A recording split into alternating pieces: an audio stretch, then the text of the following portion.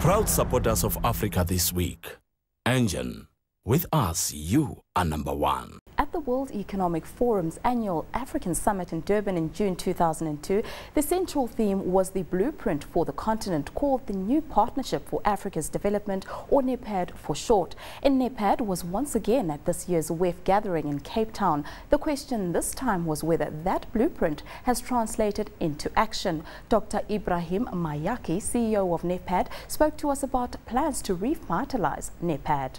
I would like, first of all, to do a very short historical contextualization, and to say that from the 60s to the end of the 80s, strategic thinking on development was not on the agenda of the African political leaders. Their main agenda was about political liberation. And then came the structural adjustment processes, which emptied the content of sound public policies, even if structural adjustment was necessary in order to restore macroeconomic stability and good macroeconomic indicators. Nepad is formulated at the beginning of 2000s as a response to the marginalization of Africa, putting in front two simple values. The first value is, how do we design owned strategies, development strategies? And the second value is, how do we integrate regional integration as a key factor for development? And the two main priorities, which were from the beginning put in front, were agriculture and infrastructure. In agriculture, in the last 10 years, we have been able to design what we call CADEP, the Comprehensive African Agricultural Development Program, for one simple reason. There was a policy gap in terms of agricultural policies. CADEP filled that policy gap, and today we have over 20 national investment plans in agriculture, which have been formulated through the CADEP methodology. And the second priority was infrastructure. And by working very closely with the African Development Bank, we succeeded in making understood that infrastructure had to be tackled regionally. Yeah. And that's how we implemented STAP, which was the short-term action plan in infrastructure. And the African Development Bank was a key actor in the implementation of STAP. Two main obstacles in the last 10 years. The first one is, we didn't open ourselves sufficiently to the civil society, and we didn't open ourselves sufficiently to the private sector. So the challenge we have today is to revitalize the Nepad program with an opening to these actors coming from the civil society and the private sector. And this is one of the issues we are looking at the World Economic Forum, in seeing how we can best optimize the partnership between governments and the private sector in developing the African agriculture. So if we get to get a bit specific there, Ibrahim, I mean, what's the plan when it comes to mobilizing private sector investment in agriculture, for example? Well, you see, let me just give you one example. Brazil is the second world food producer, right after the United States. 80% of the production, the food production of Brazil, is realized by small-scale farmers.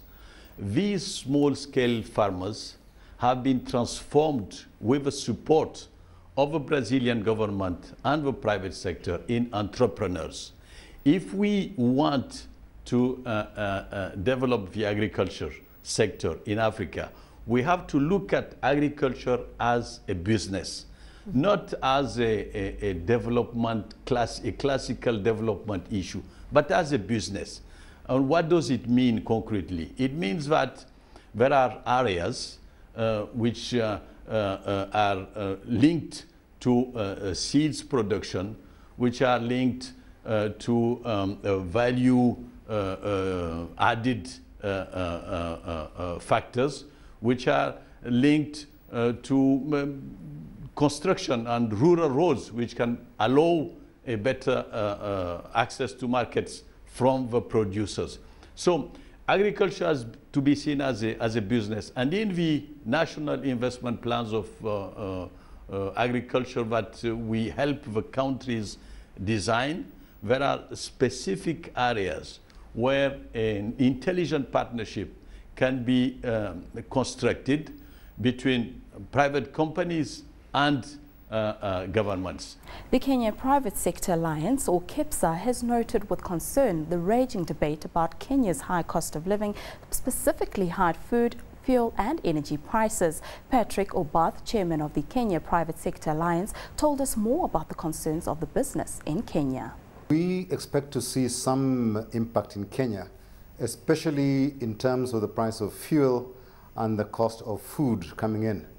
But maybe saving grace is the fact that these are traditional spikes that happen, especially when you've got low rain and also geopolitical factors that happen across the globe.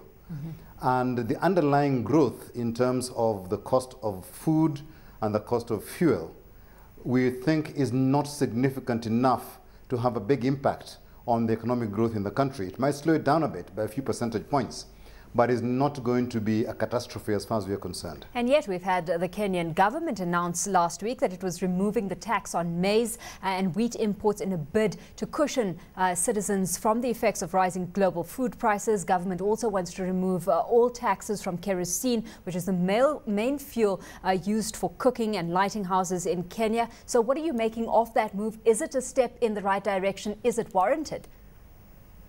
It is a step in the right direction, but we don't think the impact of that will be sufficient to have a drastic impact on the cost. What we are experiencing in Kenya is inefficiencies within the supply chain for fuel, and that really needs to be sorted out for us to be able to have a significant impact on the cost of fuel. In terms of food prices, removing the import duty still leaves the cost of food coming in higher, slightly lower than the cost of food in the country. So we need internally to reduce our own production costs. And that's an area that the government really needs to focus on, especially in terms of making it possible to preserve water. The IFC estimates that up to 84% of all micro, small and medium enterprises in Africa are either unserved or underserved in the current approach. This represents a value gap in credit financing of $140 to $170 billion. Pierce Stein, Senior Manager for Access to Finance at the IFC head office in Washington, D.C., explained. We believe that boosting access to credit for small and medium-sized businesses in Africa is vital to accelerating growth and job creation. And we believe so that credit is in particular important for small and medium-sized businesses in Africa for three reasons. The first reason is there are about 40 million businesses in Africa across the continent.